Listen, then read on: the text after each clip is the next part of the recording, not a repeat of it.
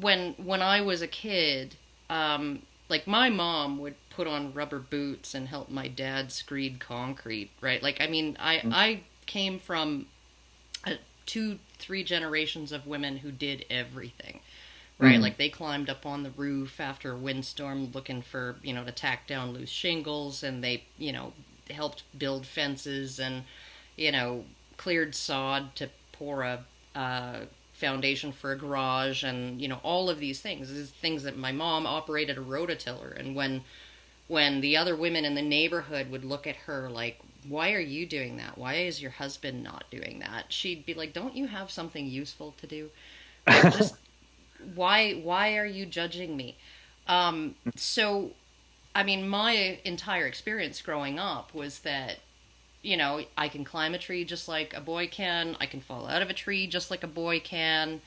Mm. I can not whine just as well as any boy. Um, and and so essentially, I got that is not the easiest, most pleasant kind of way for a kid to grow up, right? Yeah. I mean, you're free to do what you want. The consequences, you get to own them. I don't want to hear any whining about your, bruised elbow because you fell out of that tree you were climbing, whatever. Um, I think when I look at feminist women who are making all these complaints about not being seen as men's equals, and I look at the kind of stuff that they're unwilling to actually um, do, like change their own car battery or whatever, right?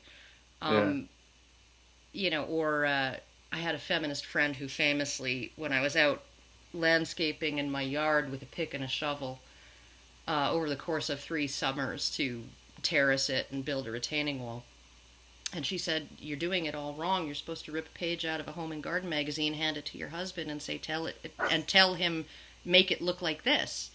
And I'm thinking, Uh-huh. and you're the feminist, right? Uh-huh. You are the feminist, right? Among us. So, I mean, I think that we're actually raising with these narratives, and particularly coming from the people they're coming from. I think we're raising a generation of girls who are just, they're like jelly.